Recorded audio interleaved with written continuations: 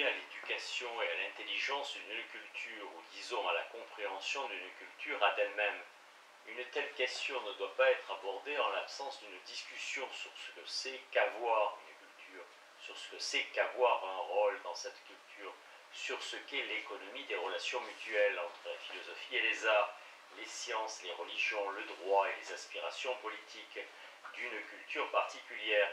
La comédie du remariage, puisque ces histoires tournent essentiellement autour de l'éducation mutuelle d'un couple amoureux, insiste de façon mémorable, à mon sens, pour que l'éducation morale ne soit pas absente du mouvement dans lequel une culture considère sa propre identité. Elle insiste en particulier sur le fait que la recherche par l'Amérique d'une découverte des conditions de la relation démocratique, à partir à petite et à grande échelle, exige essentiellement que l'on retrouve la voix d'Emerson, lui dont l'éloge de l'Amérique prend la forme d'une critique inlassable de l'Amérique telle qu'elle est, une critique qui peut être décrite en termes émersoniens comme pensée de l'aversion.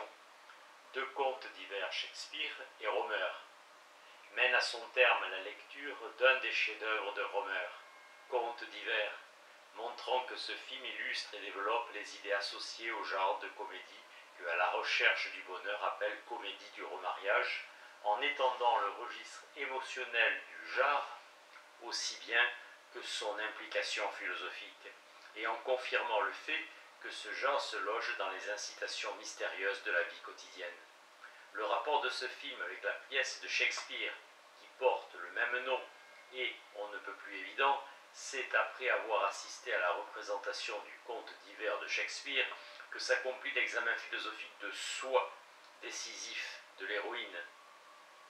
Ma lecture fait le pas supplémentaire de comprendre le film de Romer dans son ensemble comme une sorte de commentaire détaillé de la pièce de Shakespeare, une pièce qui révèle en faisant le récit d'un remariage fantastique et incroyable que la nature du mariage est telle, ou appelez cela le registre religieux de l'intimité humaine, qui dresse des obstacles sur la voie de la continuation de l'amour, des obstacles que les ressources de la comédie et de la tragédie sont appelées à explorer et à accueillir. Nous passons des économies quotidiennes de la justification et de l'excuse, un lieu où la philosophie de Austin a trouvé certains de ses exemples les plus riches et les plus féconds, aux nécessités quotidiennes de la fidélité et de la patience. C'est donc une grande satisfaction pour moi de voir des textes rassemblés et dans un contexte français qui me procure toujours un plaisir et une instruction irremplaçables. Fait à Brooklyn en 2003. La pensée du cinéma. La pensée du cinéma. On n'a, je crois, jamais manqué de me poser cette question en mentionnant la philosophie en premier. Comment se fait-il qu'un professeur de philosophie en vienne à réfléchir sur le cinéma hollywoodien? Comme si devenir professeur de philosophie était plus facile à accepter que réfléchir et écrire sur le cinéma. Je suis devenu si soupçonneux qu'il m'a fallu du temps pour reconnaître qu'il aurait été plus naturel pendant la majeure partie de ma vie de poser la question dans l'autre sens. Comment se fait-il qu'une personne dont l'éducation a été autant façonnée par la fréquentation des cinémas que par la lecture en arrive à exercer le métier qui consiste à réfléchir à la philosophie? J'ai longtemps cru que ce lien constituait un carrefour qui appartenait en propre à mon histoire personnelle. Il est devenu explicite pour moi pendant cette période de ma vie que j'ai appris plus tard, à une époque plus calme, à appeler ma crise d'identité. À la fin des années 40, j'avais été admis au conservatoire Juilliard pour suivre des études de composition musicale dans un programme ouvert à des étudiants extérieurs. Après 2 années où j'avais douté de plus en plus que la musique fût ma vie, presque dès mon arrivée à New York et mon installation à l'école, je commençais à sécher mes cours de composition. Je passais mes journées à lire et mes soirées au spectacle, d'habitude à l'opéra ou au théâtre, où je prenais les places les moins chères, puis j'allais voir ensuite un vieux film sur la 42e rue, qui en cette fin des années 40 était un site particulièrement propice pour saisir la diversité et l'absence d'a priori du cinéma parlant américain. Ce que je lisais toute la journée, je l'appelais en mon fort intérieur philosophie,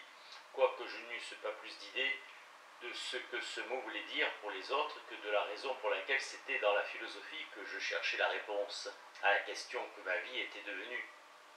Puisque j'avais passé mes premières années de faculté déchirées entre le désir d'écrire et la réalité de la musique, que je composais pour le théâtre de l'université, allant de simples airs pour la revue musicale de fin d'année jusqu'à une musique de scène pour le Roi Lear, spontanément. Ce que j'avais appris dans ces années ne pouvait guère au total passer pour une éducation, j'entends selon des normes européennes. Mais j'étais encouragé à continuer à apprendre des choses dans les lieux incongrus et de gens incongrus, ces lieux et ces gens que mon père, un immigrant illettré, et ma mère, elle, fort instruite, prenaient plaisir à me faire connaître. Lui qui était amoureux du savoir, qu'il ne posséderait jamais, et elle qui, pendant mon enfance, avait gagné sa vie en jouant du piano dans les salles de cinéma muets et au music-hall. Le lieu où nous allions le plus fréquemment ensemble était le cinéma. Ainsi, si avant mon entrée à l'université, je n'étais pas allé au concert entendre par exemple la 9e symphonie de Beethoven, et si je n'avais pas eu de préparation à une telle écoute en apprenant l'histoire de la musique et de la culture allemande, j'en avais eu assez pour prêter une attention scrupuleuse, notamment aux gestes de Fred Astaire et Ginger Rogers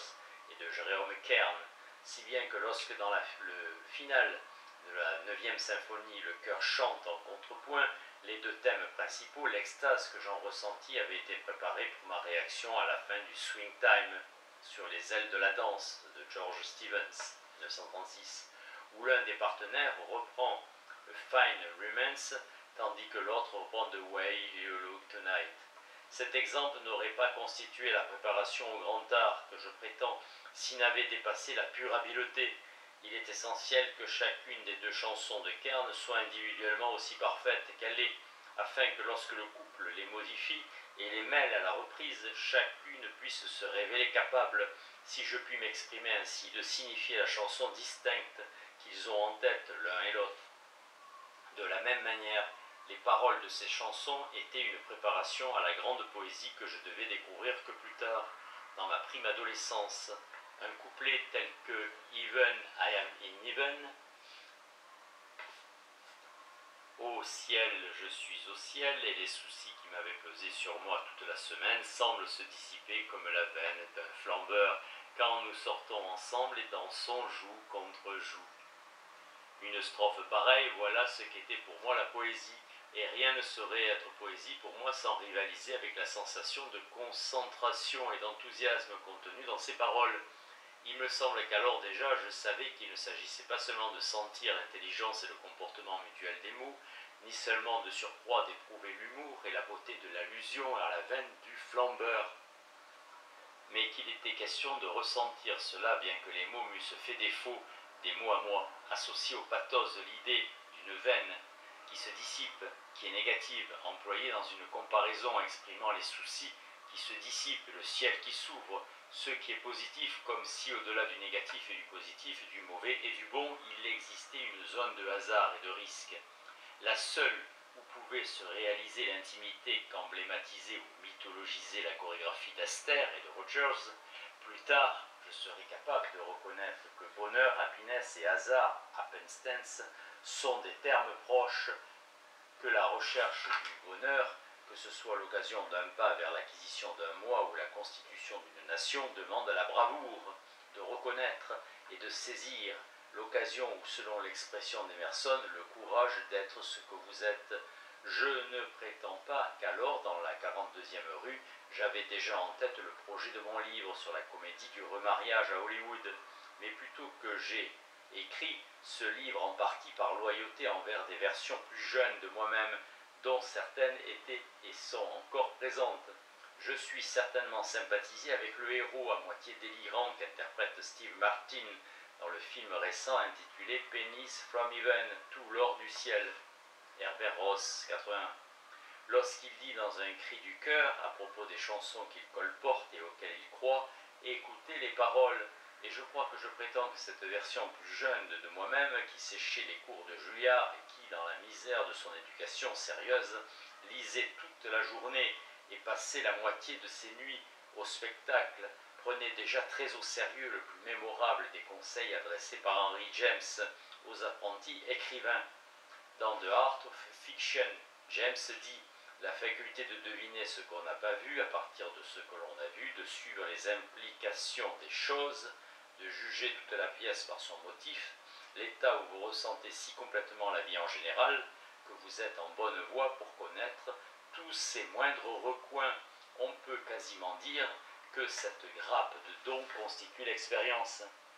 Aussi, s'il est certain que je dirais à un novice « écrivez d'expérience et seulement d'expérience », j'aurais l'impression d'avoir ainsi lancé un avertissement réceptif si je ne prenais pas soin d'ajouter immédiatement « et essayez d'être l'un de ces gens à qui rien n'échappe, pour qui rien ne se perd ». Quand l'heure fut venue pour moi d'écrire mon livre sur un groupe de comédies romanesques d'Hollywood à la recherche du bonheur, j'en étais arrivé à me compter parmi ceux qui se refusent à être perdus pour leur propre expérience, et donc à escompter que je serais capable de surmonter l'humiliation tantôt de lancer des conjectures peu convaincantes et tantôt de bâtir des châteaux de cartes. C'est ainsi que dans mon livre, par exemple, j'échafaude ma perception de la structure commune des comédies du remariage, à partir d'une interprétation des comédies romanesques de Shakespeare. Je parle de la couverture de It Happened One Night, Miami, New York-Miami, Frank Capra, 34, en termes de censure de la connaissance et de l'aspiration de l'homme dans la philosophie de Kant. À mes yeux, la spéculation de Heidegger se trouve illustrée ou expliquée dans la physionomie de Buster Keaton, et je juge qu'en The Awful Truth, cette sacrée vérité de Leo McCarey, 37, quand la caméra s'éloigne de l'étreinte qui est sur le point d'unir Cary Grant et Irene Dunne pour nous montrer une paire de figurines humaines qui marquent le passage du temps en rentrant ensemble d'un pas allègre dans un coucou en forme de maison, quelque chose de métaphysique est dit sur ce qu'est le mariage à travers cette image, qu'il s'agit d'une nouvelle manière d'habiter le temps, et en outre que c'est là une manière de résumer, entre autres, la philosophie de Thoreau et de Nietzsche. Aussi, ne devrais-je pas m'étonner, je suppose, si mon livre a rencontré une certaine résistance chez les critiques. Il a plus d'une fois été qualifié de prétentieux. Laissons de côté pour le moment la possibilité que les idées du livre soient mal réalisées ou exprimées par mon style, je n'y peux rien maintenant, si ce n'est pas le seul reproche, alors cette accusation de prétention doit être en rapport avec les liens que j'établis entre le cinéma et la philosophie.